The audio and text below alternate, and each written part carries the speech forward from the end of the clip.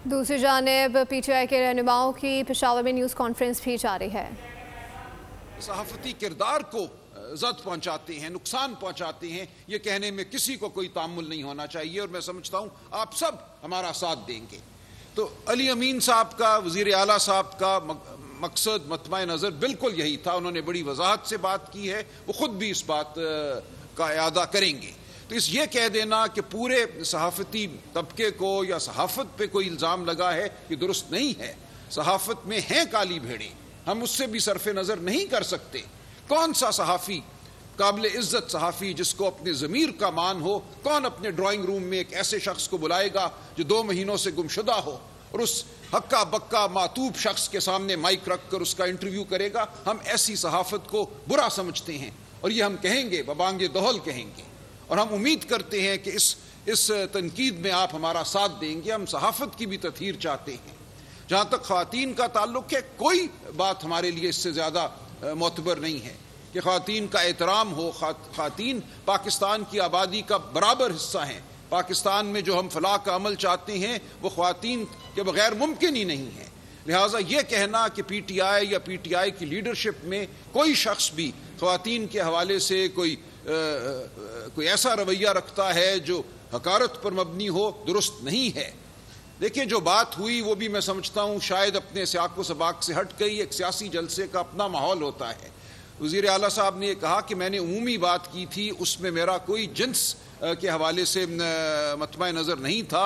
वज़ीर आला कोई भी हो सकता है। उन्होंने वज़ीर आला के हवाले से बात की थी कि अगर हमें इजाज़त ना दी गई, इख्तियारात का गलत इस्तेमाल किया गया तो हम फिर बैंड बाजे के साथ आएंगे। उसमें यह बिल्कुल कोई मकसद नहीं था कि ख़वातीन के हवाले से कोई हकारत आमेज़ रवैया इख्तियार किया जाए या ख़वातीन की तहकीर की जाए। तो ये बात बिल्कुल वाज़ेह रहे। उस पूरी तकरीर का जो मतमा नज़र था वो ये था, और जिसका अयादा आज भी हम करेंगे, कि पाकिस्तान को खुदारा अब आज़ाद कर दो।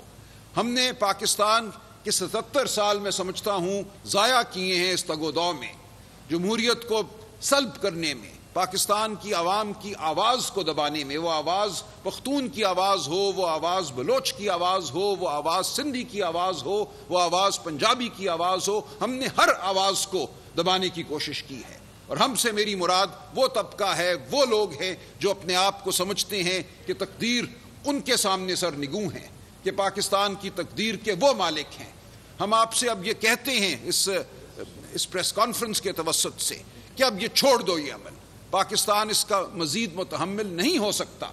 8 फरवरी को जो हुआ वो पाकिस्तान की तारीख का एक यादगार वाक़या था। तमाम दिन पाकिस्तान की आवाम बाहर निकली अपने घरों से। पाकिस्तान की आवाम ने वोट दिया, PTI को वोट दिया। किसी और जमात से बढ़कर हम 2/3 अक्सरियत हासिल कर चुके थे। उस रात जो आपने शबखून मारा पाकिस्तान की जमहूरियत पर, वो किसी से ढका छुपा नहीं है। आप जो बहाना कर लें, जो तावील पेश करें, आप नहीं कर सकते। उस झूठ को छुपाने के लिए अब आप एक के बाद दूसरा हमला कर रहे हैं पाकिस्तान के आईनी निज़ाम पर। पहले आपने अदलिया को मगलूब करने की कोशिश की, अदलिया में भी 6 जज उठ खड़े हुए। खत लिखा इस्लामाबाद हाई कोर्ट के जजों ने, जो एक तारीखी अहमियत का खत है। उसने मैं समझता हूँ हमारे पूरे अदालती निज़ाम में एक नई रूह फूंकी है। आज अगर कोई हाजिर सर्विस जनरल को नादरा के ओहदे से माजूल करता है जज, तो उसके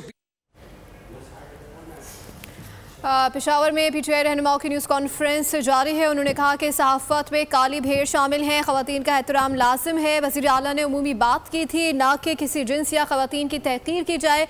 उन्होंने मज़ीद कहा कि 8 फरवरी को जो हुआ वो पाकिस्तान की तारीख़ का यादगार वाक़या है। अवाम निकले और PTI को एक बड़ी तादाद में वोट डाला। अब अदलिया को भी इसमें शामिल करने की कोशिश की गई, लेकिन अदलिया ने एक आला मिसाल कायम की। अपडेट करें आपको इस हवाले से। पेशावर में PTI रहनुमाओं की न्यूज़ कॉन्फ्रेंस का सिलसिला जारी था। सब्सक्राइब करें और बेल दबाएं ताकि कोई खबर रह न जाए।